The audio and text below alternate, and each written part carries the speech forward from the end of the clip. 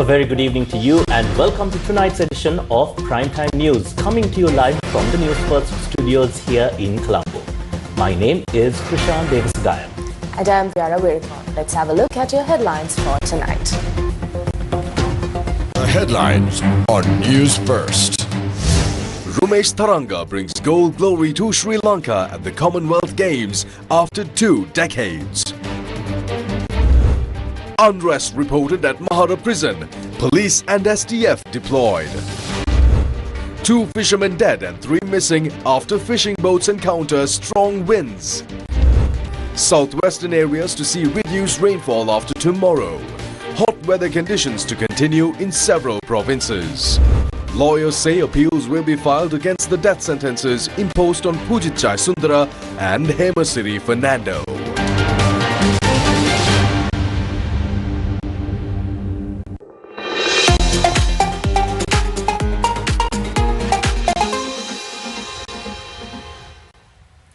Today marks an unforgettable chapter in Sri Lanka's athletics history.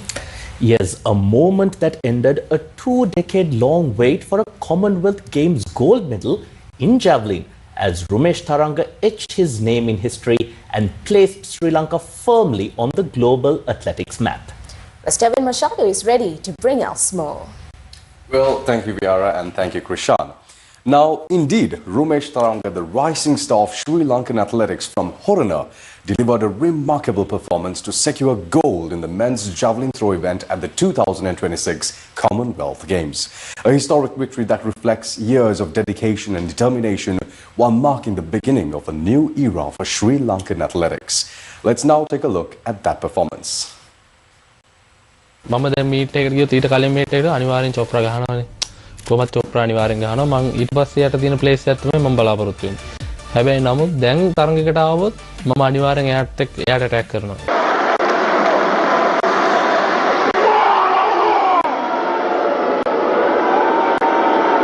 In the men's javelin throw final at the 2026 Commonwealth Games, Rumesh Tharanga produced a stunning throw of 89.75 meters to claim the gold medal. His remarkable effort saw him overcome strong competition, including India's Olympic and world champion Neeraj Chopra, who settled for the silver medal. With this historic achievement, Rumesh became the first Sri Lankan athlete in 2 decades to win a Commonwealth Games gold medal.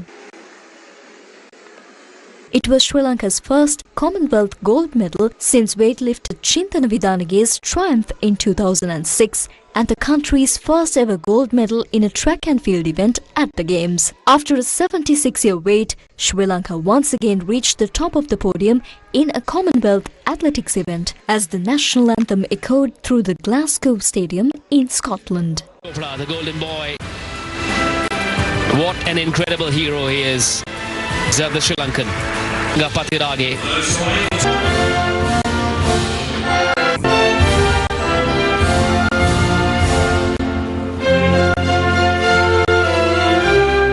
President Andrew Kumar Dissanayake, Prime Minister Dr. Harini Amarasuriya, Minister of Youth Affairs and Sports Sunil Kumar Gamage and former Sri Lankan cricket legend Sanath Jayasuriya extended their congratulations to Rumesh Tharanga for his historic victory. The emotional celebration of Rumesh Tharanga's father, Tushara Premakirti, a sub-inspector attached to the Police Special Task Force after witnessing his son's historic victory from the stadium, became a deeply moving moment that touched the hearts of many.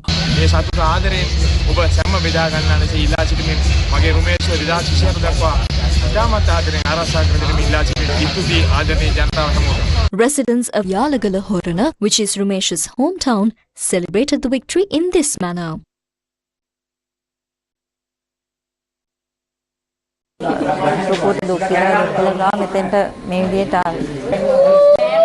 දරුවට ඉතින් මට කියන්න තියෙන ඉතින් තවදුරටත් මේ හැමෝගෙම ලැබෙන සහයෝගය ඒ විදිහටම ලැබිලා මොෝගෙ මුදව් පදව් ඇතුව ඉදිරියටමත් මේ ගමන තව තවත් වාසනාවන්ත විදිහට මේ ජයග්‍රහණ ලබා ගැනීමට ශක්තිය ධෛර්යය ලබා දෙන්න කියලා තමයි කියන්නේ. ඔලිම්පික් දක්වා යා යුතුයි කියන එක තමයි මගේ හැඟීම. අපිට සන්තෝෂයි. ලංකාවට කීර්තියක් ගෙනලා දීලා තියෙනවා. සතුටුයි ඉතින් අපිට ගොඩක් වටිනාකමක් ඒක රට සන්තෝෂයි.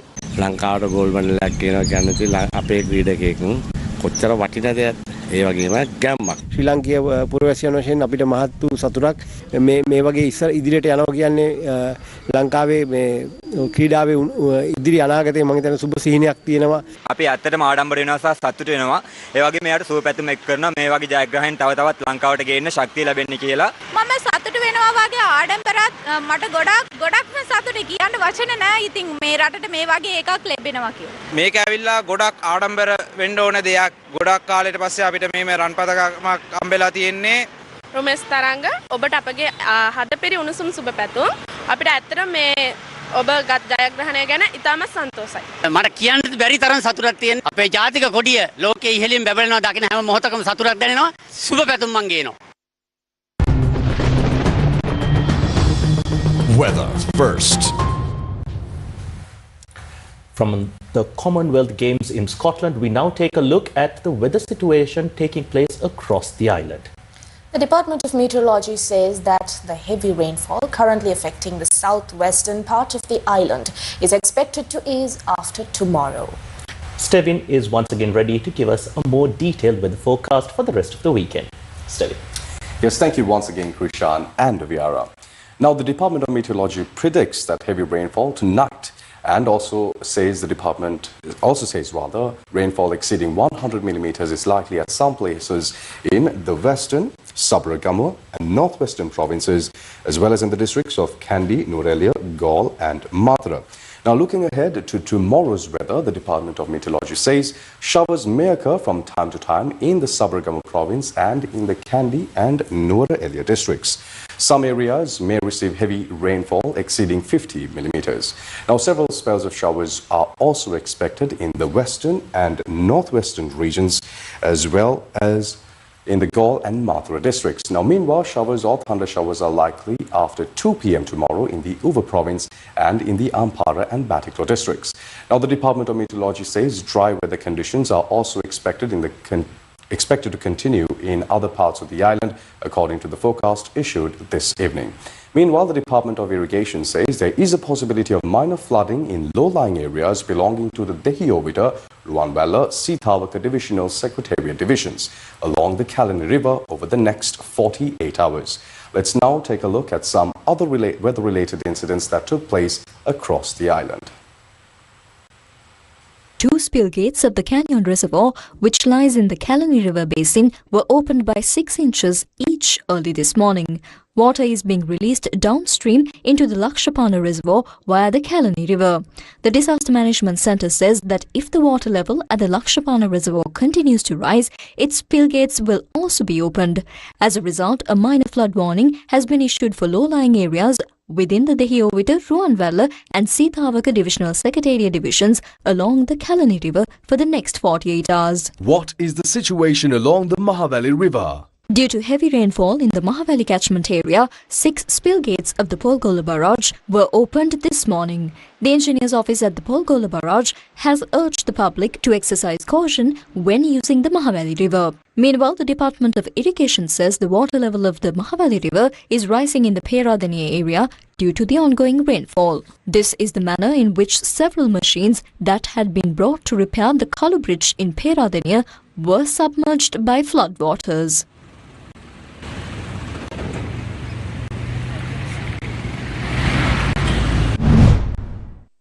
The highest rainfall in Sri Lanka during the 24 hours ending at 8:30 am today was recorded in Lakshapana, which received 184.3 millimeters of rain. The Department of Meteorology says several areas surrounding hydropower stations also received more than 100 millimeters of rainfall. This is the recorded rainfall at a number of reservoirs. Kotmale 120 millimeters, Norton 160.4 millimeters, Canyon 118.9 millimeters, Mahusakele 84 millimeters.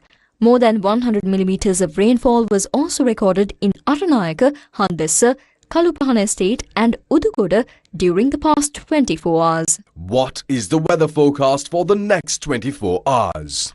Looking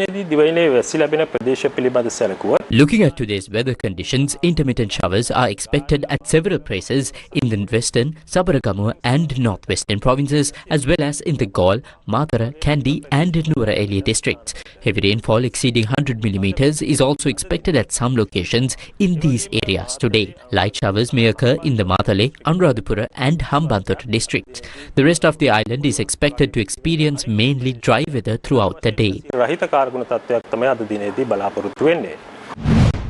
Windy conditions over the island. Wind speeds of 40 to 50 kilometers per hour are likely at times in the northern, north central, northwestern, western, southern and central provinces, as well as in the Monaragala and Trincomalee districts. Sea condition and advisory for fishermen. The Department of Meteorology has issued a special advisory to fishermen and the maritime community regarding the sea areas extending from Kankasanthurei to Mana, Putlam, Colombo, Galle and Hambantota and onwards to Potuville.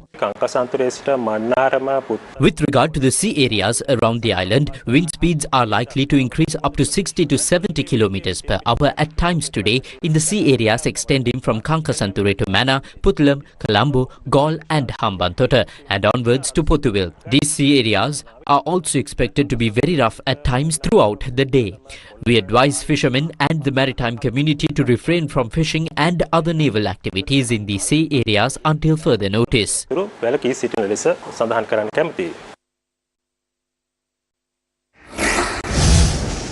Due to strong wind conditions, 17 containers from a vessel travelling towards Sri Lanka fell into the sea. Meanwhile, due to the windy conditions, boat accidents resulted in the loss of lives of 2 individuals, while another 3 individuals remain missing. 2 fishing vessel accidents off the coast of Negombo. A fishing vessel that ventured into sea from the Dungalpitia area in Negombo met with an accident after capsizing due to high waves. Out of the 3 fishermen travelling in the vessel, 1 survived. Of the remaining 2, 1 is missing while the body of the other person was washed ashore at the Porotota beach in Negombo today. The deceased is a 50-year-old resident of the Pitipana area in Negombo. Operations to find the missing person are still underway. Meanwhile, the Department of Fisheries stated that a fishing boat that was caught in high waves in the Dua area capsized and the 2 fishermen who were travelling in it swam back to land. Fishing vessel accidents along the Putlam coastal belt. A fishing vessel that went to sea yesterday from the Thoduava mouth in Chilao has also gone missing. 2 fishermen had been travelling in the boat and police stated they are residents of the Iranavilla area in Chilao. Operations to find the missing vessel are still underway.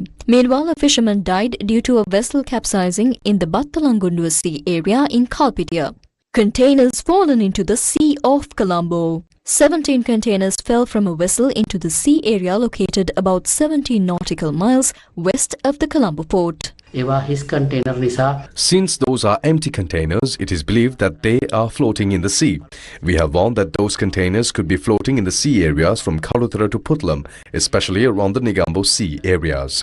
Therefore, we request multi-day fishing vessels and other fishing vessels travelling in these areas to also pay attention to these containers that may be floating in this sea. The Department of Fisheries requested that if any such floating containers are observed, to immediately inform the Fisheries Department's radio stations or the nearest fisheries harbour about it. In a headline-making story tonight, 1 inmate has died and 6 others remain hospitalized following a violent unrest that broke out inside the Mahara prison complex. Now, according to police media spokesperson ASP F.U. Wootler, Police Special Task Force personnel alongside police officers and army members were dispatched to the scene to restore order after tensions escalated within the facility. The unrest had broken out among a group of inmates at the Mahara prison earlier today.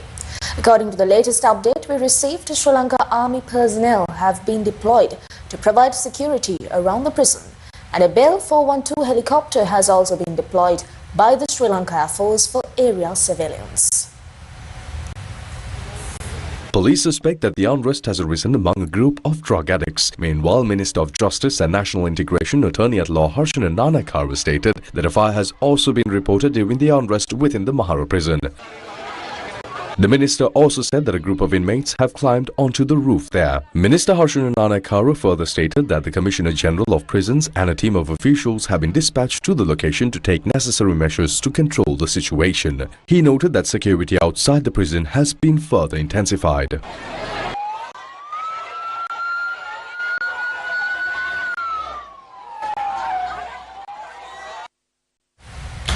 Former Inspector General of Police Pujith Jayasundara and former Defence Secretary Hemasiri Fernando were taken to the Valikada prison last night following their conviction and sentencing to death by the Colombo High Court. The two were sentenced to death after they were found guilty of failing to take necessary action to prevent the Easter Sunday terrorist attacks, despite receiving prior intelligence warning of the imminent threat, and of aiding and abetting culpable homicide through the willful neglect of their official duties. Now, the judgment was delivered by a split decision, with Chairman of the Colombo Special Trial at Bar, Judge Priyantha Liyanage, together with Judge Tilakaratna Bandara, delivered the majority verdict, while Judge Viraj Weerasurya delivered the dissenting judgment. Delivering the majority decision, Chairman Judge Priyantha Liyanage held that the accused were found guilty on 854 of the 855 counts set out in the indictment. What is the background to this case? The case was filed before the Colombo High Court against former Inspector General of Police Pujith Jayasundara and former Defence Secretary Hemasiri Fernando over allegations that they failed to prevent the Easter Sunday terrorist attacks despite receiving sufficient prior intelligence of the imminent threat. Separate indictment comprising 855 counts each were filed against the two accused, alleging that they had willfully neglected their official duties by failing to take measures to prevent the attacks and, in doing so, aided and abetted culpable homicide. The trial was initially heard before a trial at bar comprising Justices Namal Balale, Aditya Patpandige and Mohammad Irshadeen. In February 2022, the trial at bar acquitted and discharged Pujith Jayasundara and Hemasiri Fernando on all charges.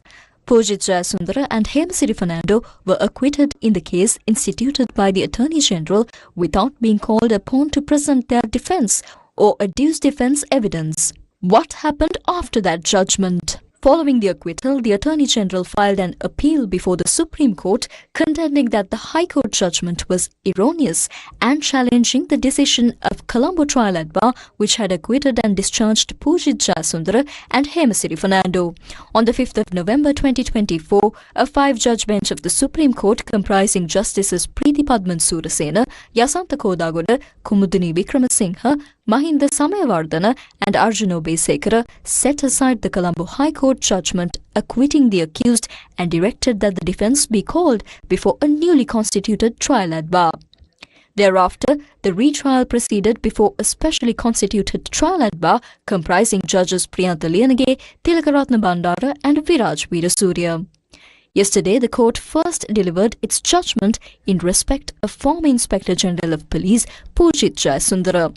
Delivering the majority judgment, Presiding Judge Priyantha Liyanage held that despite receiving intelligence warning that a suicide attack was to be carried out on the 21st of April 2019, the accused had failed to take any steps to prevent the attack.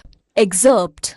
Despite receiving prior intelligence that a terrorist attack was to be carried out on Easter Sunday, the accused failed to take any action in relation to that information and neglected to perform his official duties.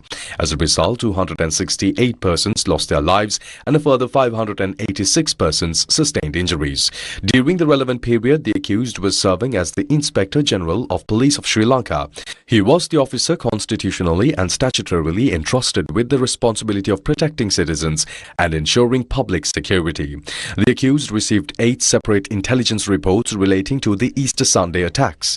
On the evening of the 20th of April 2019, one day before the attacks, the then Chief of the State Intelligence Service, Nilantha Jayawardena, informed the accused that intelligence had been received indicating that suicide attacks were to be carried out on Easter Sunday, targeting Catholic churches and tourist hotels in Colombo and its suburbs. Despite receiving that information, the accused failed to take any action to prevent the attacks as the state official appointed to prevent crime. He failed to discharge his responsibilities. Accordingly, having considered the nature of the offence committed by the accused, this court finds him guilty on the charges. Presiding Judge Priyantha Liyanage thereafter informed the accused that having been convicted under Section 296 of the Penal Code in relation to the charge of murder, he was entitled to make submissions, if any, as to why the death penalty should not be imposed. Excerpt of the statement by former Inspector General of Police Pujit Jayasundara. Your Honour, I have been subjected to injustice from the very beginning of these proceedings. I did not intentionally commit any criminal act in relation to this incident. I accept that I had responsibilities concerning national security. However, all the other officials who also bore responsibility have now been released.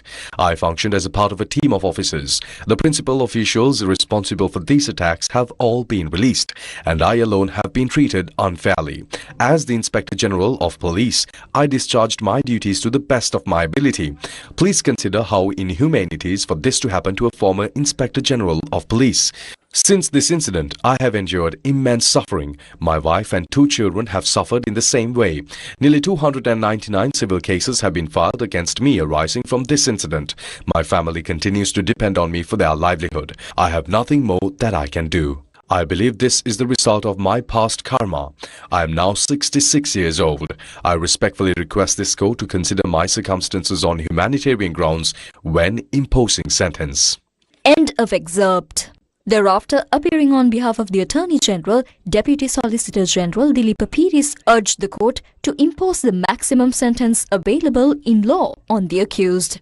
Excerpt of the submissions by the prosecution. Your Honour, this is the first criminal case relating to these charges to be concluded before Superior Court. After 7 years, the prosecution has proved before this court that the accused is guilty. Accordingly, on behalf of the victims and those who lost their lives, I respectfully request your Lordship to impose the maximum sentence available under the law. End of excerpt. Having considered the submissions, Presiding Judge Priyantha Liyanage held that the accused was guilty of aiding and abetting murder by willfully neglecting his official duties and accordingly sentenced him to death.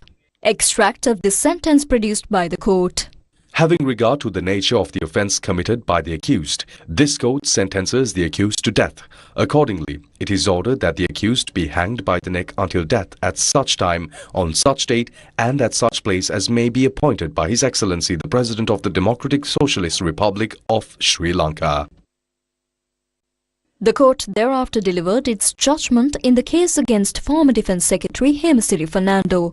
Delivering the majority judgment, Presiding Judge Priyantha Liyanage held that the prosecution had proved the charges against the accused beyond reasonable doubt and accordingly found the accused guilty as charged. Delivering the dissenting judgment, Judge Viraj Veerasurya held that the prosecution had failed to prove the charges against the accused beyond reasonable doubt and accordingly acquitted him. Thereafter, appearing on behalf of the Attorney General, Deputy Solicitor General Sudarshana D. Silva urged the court to impose the maximum sentence prescribed by law. The court thereafter invited the accused, Hemasiri Fernando, to state whether there were any reasons why a lesser sentence should be imposed. Excerpt. Your Honour, I do not agree with the findings set out here. At the time of this incident, the Minister of Defence was former President Maithripala Sirisena.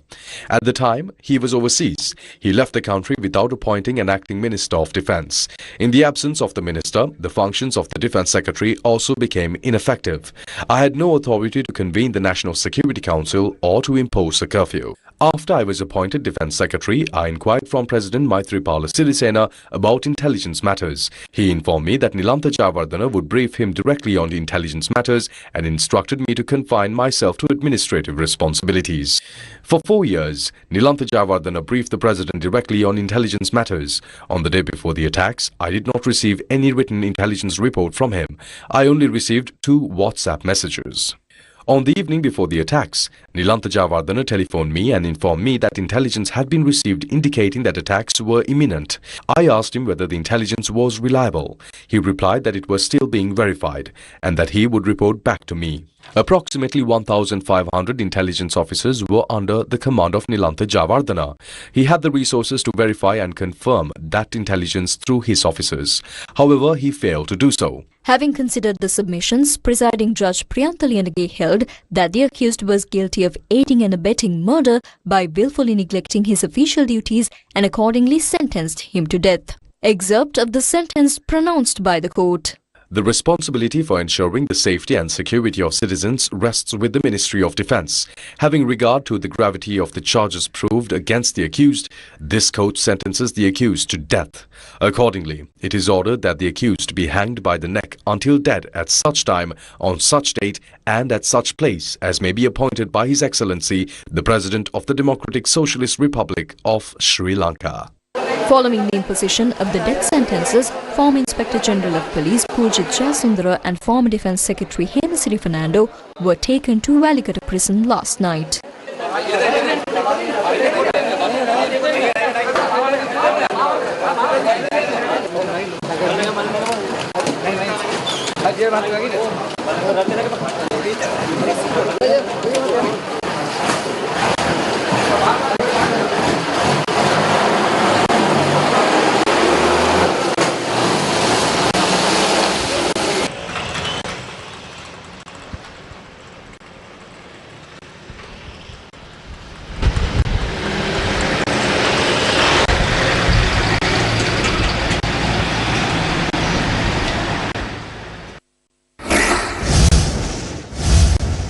Meanwhile, former IGP Pujit Jayasundara's lawyer, attorney at law Roshan Dehiwala says that an appeal against the death penalty will be submitted to the Supreme Court within this week.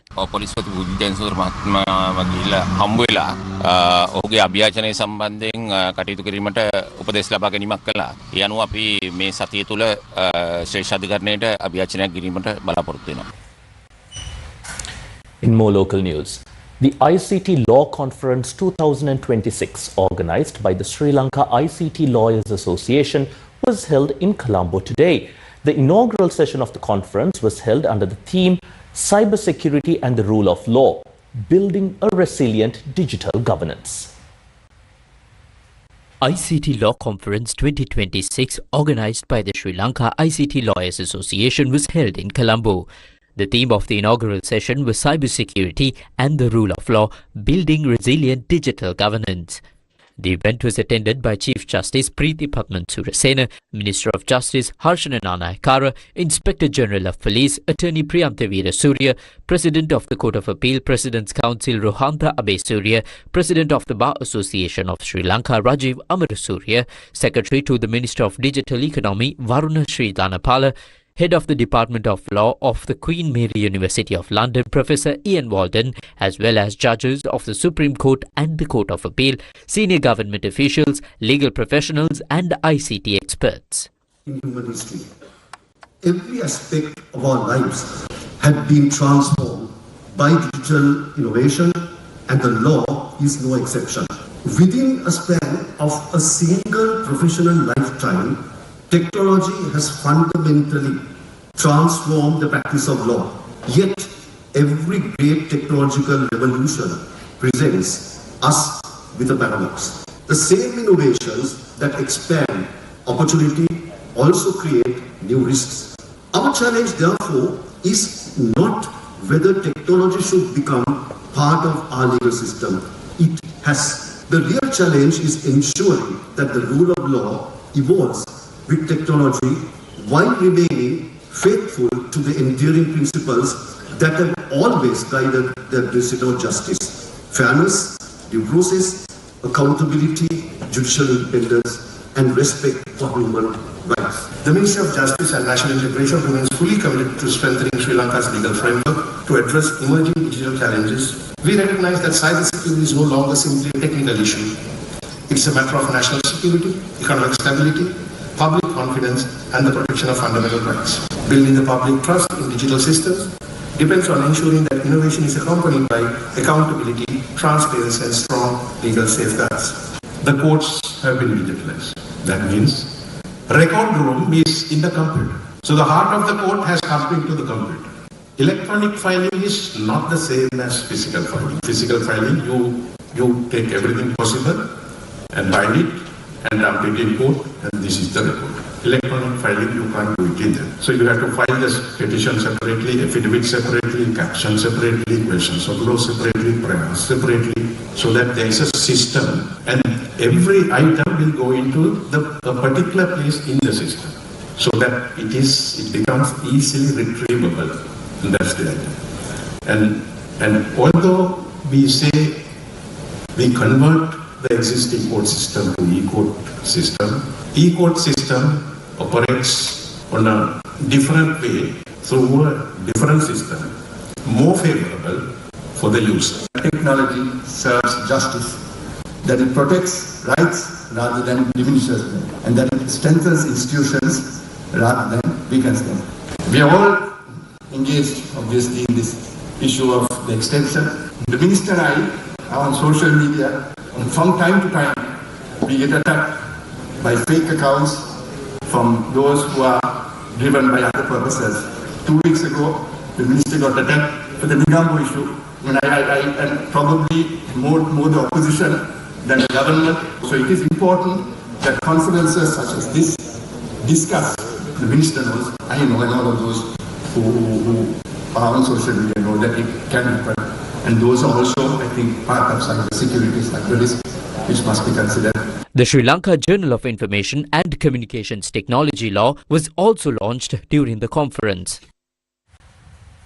Thai Festival 2026, a 2-day celebration running throughout this weekend, kicked off in grand style in Colombo today.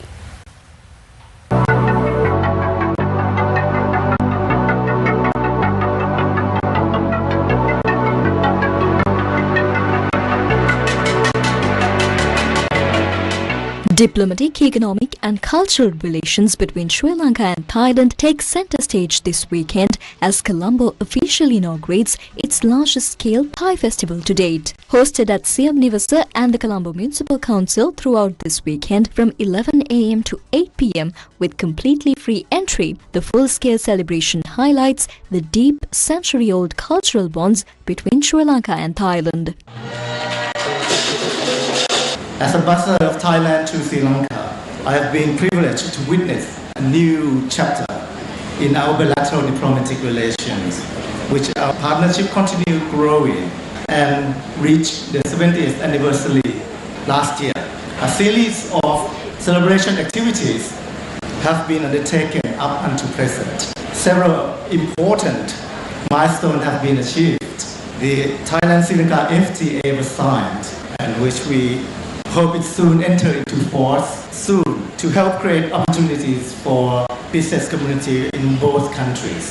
And in the near future, the MOU on labor cooperation will be signed to facilitate employment opportunity for Sri Lankans in Thailand. For generations, Sri Lankans have looked to Thailand with affection for its warm hospitality, delicious food, and cultural tradition and beautiful tourist attractions. This festival provides a venue where our communities can come closer together through taste, art, and joy. Visitors can experience authentic street cuisine, live cooking shows, breathtaking Muay Thai demonstrations, and traditional cultural dances.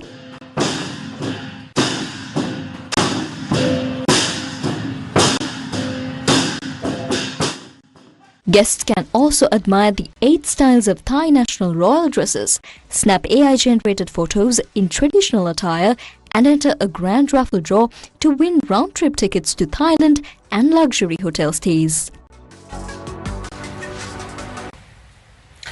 The premier national announcing competition, titled Illusion 26 with Sirasa, took place for the 4th consecutive year at the University of Sri Jayawardenepura today. Organised by the Announcing Division of Japura Voice, the official media and broadcasting unit of the University of Sri Jayawardenepura, the annual announcer competition Illusion 26 with Sirasa was held today for the 4th consecutive year at the Sumangala Auditorium within the university premises. The event was open to school students and university students across Sri Lanka and recognised outstanding talent in school and university announcing competitions conducted in English, Sinhala and and Tamil, with winners receiving awards across several categories. The ceremony also featured cultural performances, speeches by distinguished guests, and appreciation of sponsors, judges and the organising committee. MTV MBC contributed as the official media partner for the second consecutive year, and the competition also featured a segment to select the best announcer of the University of Sri Jayawardhanapura.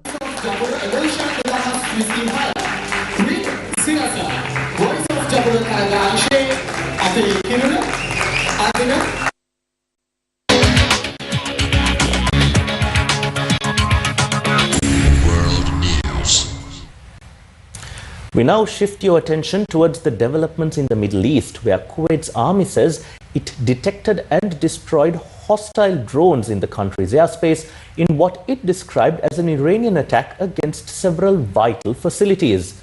The commander of Iran's top joint military command has said the US actions against Iran increasingly risk igniting widespread regional conflict. Tharnika Naratna has the details. Thank you very much, Viara and Krishan.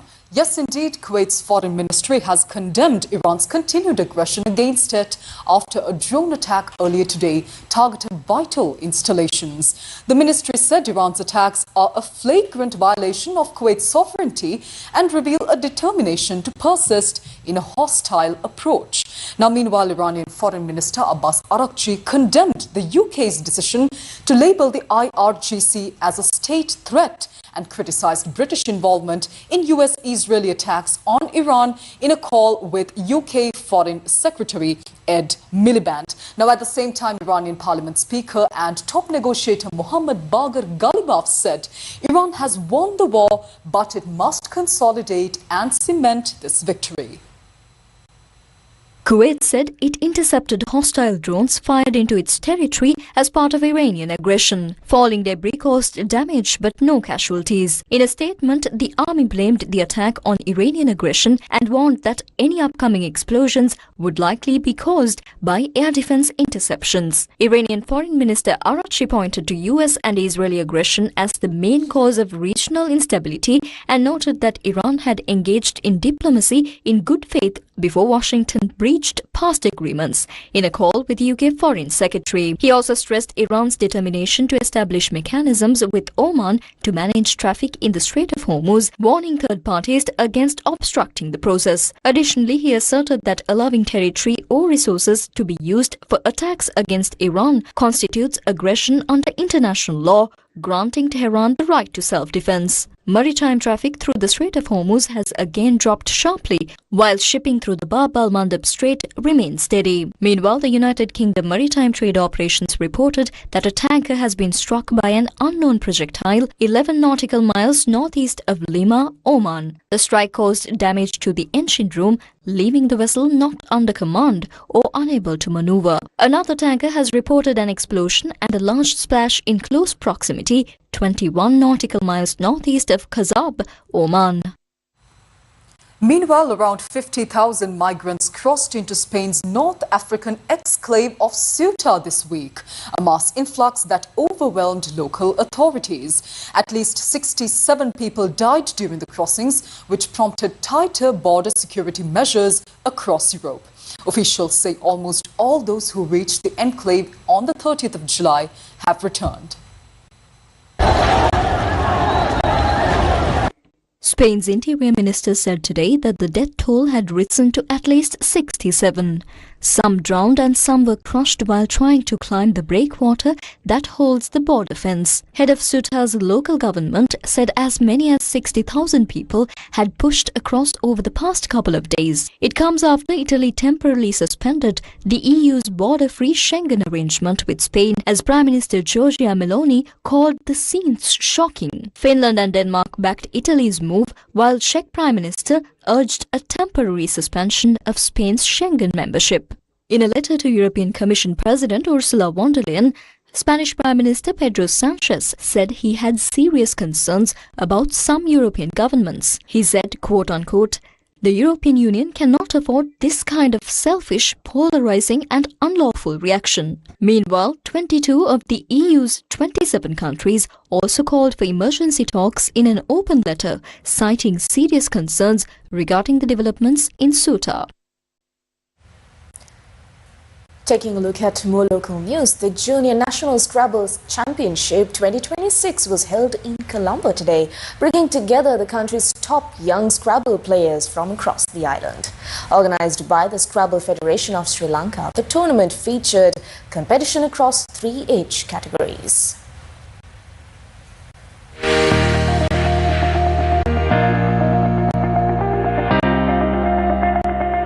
The Junior National Scrabble Championship 2026 concluded today in Colombo with the participation of around 150 young players from across Sri Lanka competing for national honours. Organised by the Scrabble Federation of Sri Lanka, the championship brought together qualifiers from 5 regional tournaments held in Kandy, Kurunegala, Wattala, Galle and Batticaloa. The finalists competed in the under-12, under-15 and under-20 age categories after progressing through the regional qualifying rounds. The Junior Nationals is the most prominent youth Scrabble tournament in Sri Lanka. It is a platform where players from anywhere in the country can represent themselves and earn their way to the very top. As a federation, we also use this as a platform to identify young talent that could go on to represent Sri Lanka in the international stages.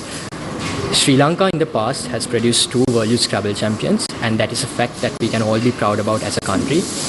As a federation, we want to build up on that reputation and try to expand this game to more regions, more schools, and in general try to popularize the game of Scrabble as an up-and-coming mind sport in Sri Lanka. The tournament also featured members of Sri Lanka's national youth Scrabble team who will be departing the island next week for the World Youth Scrabble Championship, which is set to get underway in Kenya. Mayor of Colombo, Brai Kali Balthazar, attended the award ceremony held this evening. In many ways, Scrabble has taught us a lot of things. I think it teaches you patience.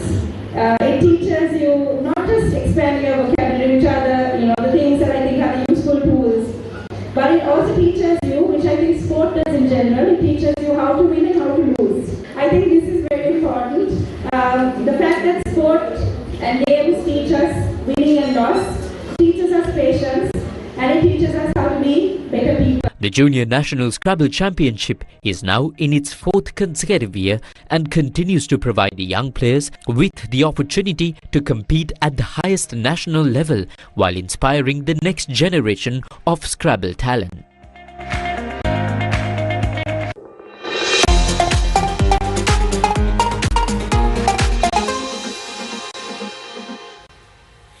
We take a look at more sports news, and this time it is football. Now, Sri Lankan football has reached another historic milestone as Football Federation of Sri Lanka President Jaswar Uma has been unanimously elected as the Vice President of the South Asian Football Federation at the Federation's Executive Committee meeting held in Bhutan. Jaswar Uma received the unanimous support of all 7 SAFF member associations, securing votes from India, Pakistan, Nepal, Bhutan, Maldives, Bangladesh and Sri Lanka, reflecting the confidence and respect he has earned across the South Asian football community. Having assumed the leadership of Sri Lanka football just over 2 years ago, Jaswar Uma has spearheaded a remarkable transformation of the game in the country. Under his leadership, Sri Lanka's FIFA World Rankings has improved by more than 20 places, rising from 207 to 187 in a relatively short period. The 12th season of Sirasa Lakshapati, one of Sri Lanka's most loved quiz programs, began today, continuing its legacy of entertaining and inspiring viewers across the country. Having won the hearts of audiences of all ages, Sirasa Lakshapati returns with another exciting season, bringing new opportunities, challenges and unforgettable moments to Sri Lankan contestants. Viewers can join Sirasa Lakshapati every weekend at 7:30 p.m. on Sirasa TV as the program continues its journey of celebrating knowledge, ambition and the dreams of Sri Lankans. And with that friendly reminder, we wrap up Primetime News for tonight. Thank you for watching. Take care, good night and God bless you.